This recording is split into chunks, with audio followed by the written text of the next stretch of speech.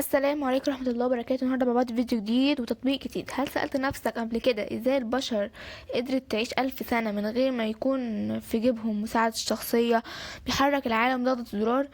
احنا دلوقتي بقينا بنعتمد على تطبيقات في كل تفاصيل، من اول اكلنا وشربنا لحد شغلنا، لدرجة اننا بقينا عبيد للخوارزميات من غير ما نحس. النهارده هنتكلم عن تطبيق كيميو لنقل البضائع، وهيحول لك تحليل تقني مش هتسمع في اي حتة تانية، وهنكشف الستار عن جوانب المظلمة في التطبيقات دي. وفي الاخر هرجع لك للسؤال الصادم اللي بدأنا فيه ونشوف الإجابة المنطقية ايه. تطبيق كيميو بيقدم لنفسه كحل ذكي لنقل البضائع، وفكرة تطبيق بيعتمد على الاقتصاد التشاركي، يعني بيوصل لصاحب البضاعة بسوق عنده العربية الفاضية، ودي نظرية بيقلل التكلفة بنسبة ممكن توصل ل30% مقارنة بالشركات الشحن التقليدية. الطريقة الاستخدامية السهلة، بتنزل التطبيق من اللينك اللي سبتهولك تحت، بتحدد نقطة الاستلام والتسليم، وتختار النوع العربية ومميزات اللي كل يعرفها هي سرعة وتتبع الشحن. لكن في عيوب خفية لازم تاخد بالك منها. اولا، التطبيق بيعتمد بشكل كلي على جودة السواقة المستقلة، وده معناه ان مفيش رقابة مركزية صارمة على جودة التعامل او الحفاظ على البضاعة، غير ان السياسة التسعير الديناميكي احيانا بتخليك تدفع مبلغ ضخم في اوقات ذروة.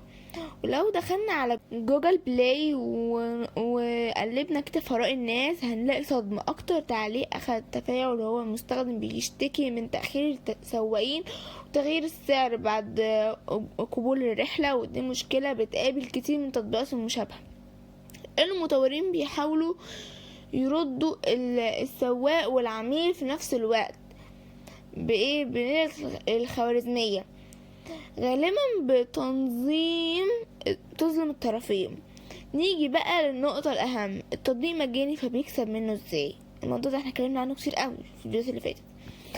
ببص، المطورين بيعتمدوا على البيانات. التطبيق بيجمع بيانات عن تحركات المكان اللي بتشحن منه والأوقات، والبيانات دي بتتبع لشركات الإعلانات او بتستخدم لتحليل السلوك السواقة، وده جزء من الاستخدامات اللي بنعتبرها غير اخلاقية في عالم التطبيقات، لان خصوصيتك هي تمن حقيقي اللي بتدفعه.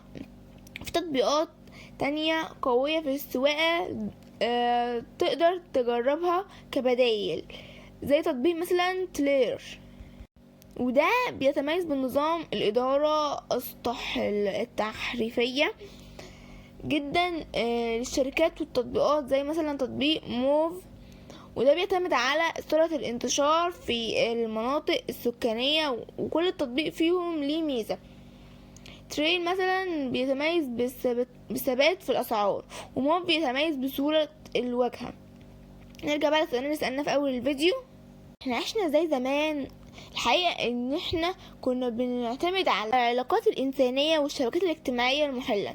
النهاردة التكنولوجيا شالت العنصر البشري وحطت مكانه الخوارزميات. التطبيقات زي كيميو مفيد وضروري في العالم السرعة، لكن لازم تستخدمه وانت فاهم انك مش مجرد مستخدم، انت مصدر بيانات. نصيحتي ليك دايما خلي حذرك في التعامل مع التطبيقات، لان اللي بيطلب صلاحيات زيادة عن اللزوم.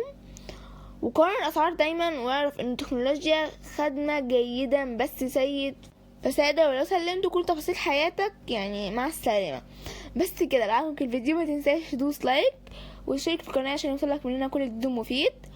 ولو عندك اي تطبيق عايز تقول عنه مميزاته وعيوبه، اكتب لنا في التعليقات، وان شاء الله نراجع مع بعض. والسلام عليكم ورحمة الله وبركاته.